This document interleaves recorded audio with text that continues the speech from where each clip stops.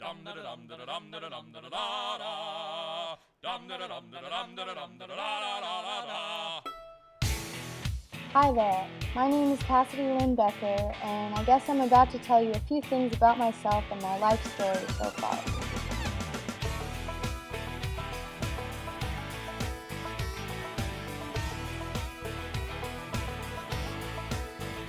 Well, I walk into the room, A long time ago, something important happened. Tyson bit Holyfield's ear off in a boxing match. Coincidentally, that was the same night my parents met.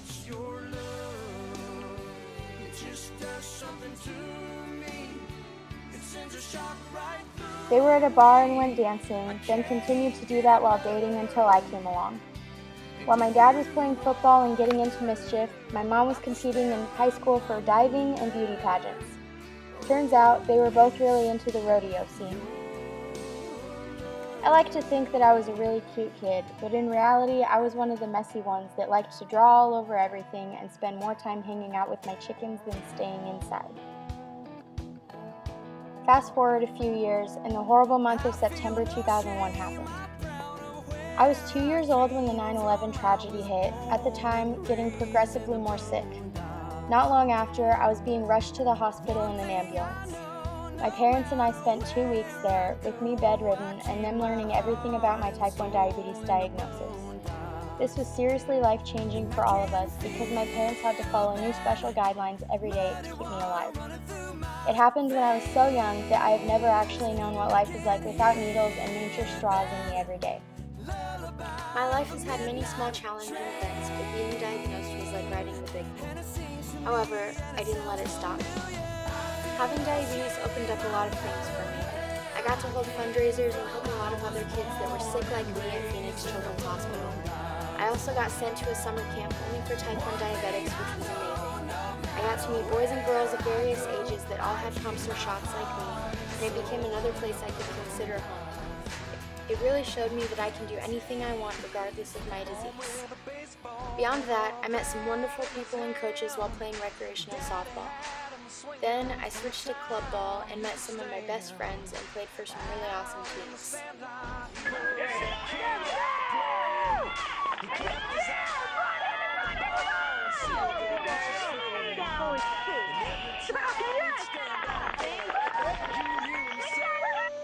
When I was 8 years old, I met Taylor. She was without a doubt one of the best friends I could ever wish for. We spent our whole childhood together, playing ball, traveling, and just having a good time.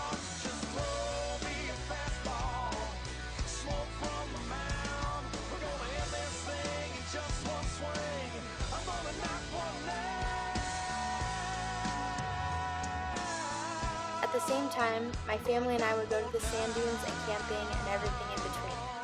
I've always loved playing in the dirt, whether on Comp Hill or on the field, but I took it too far with 3 teams at once my freshman year. I tore my labrum and strained my rotator cuff, leading to the end of my days as a star pitcher. I would have loved to have said this ain't my first rodeo, but it really was serious. Yet, softball will always be special to me. I found family outside of my home and learned a lot of my strengths from all the long tournaments and different teams.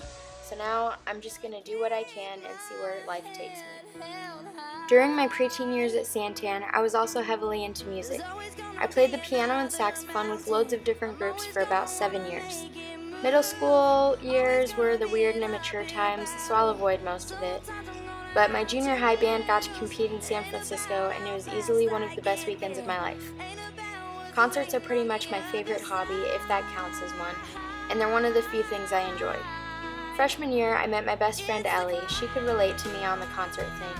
We spent so many days together that almost all my memories from the first year of high school include everything we did together.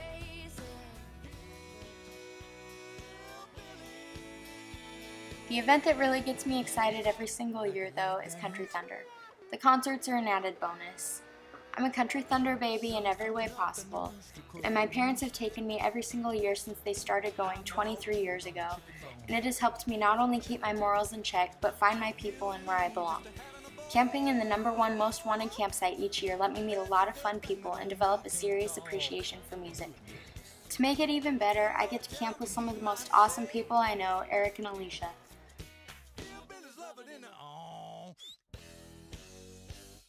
I met them when I was younger, and they've helped me through a lot. Eric got me into hunting and actually took me on my first elk hunt in Payson.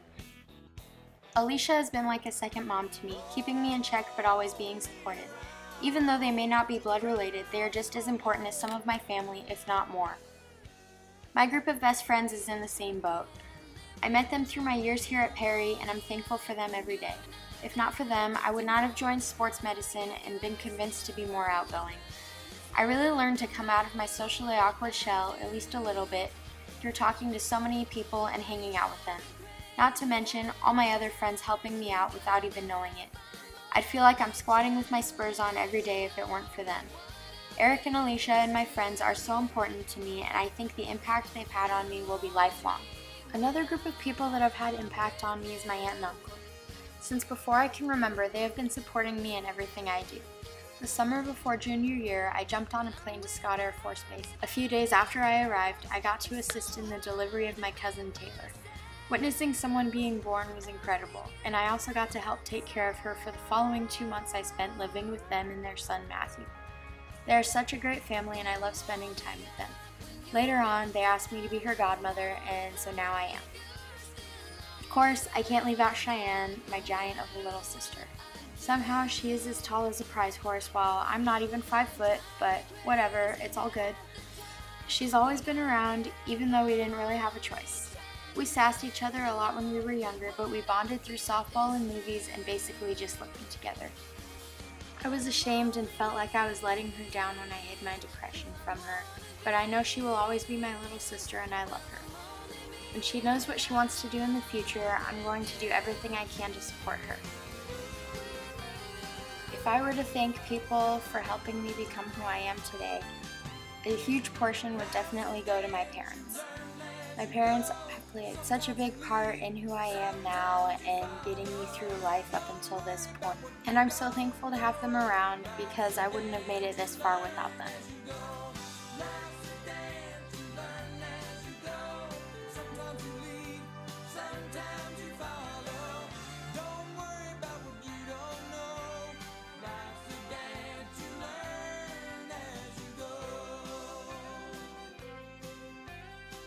Like at a rodeo, time flies, especially in high school.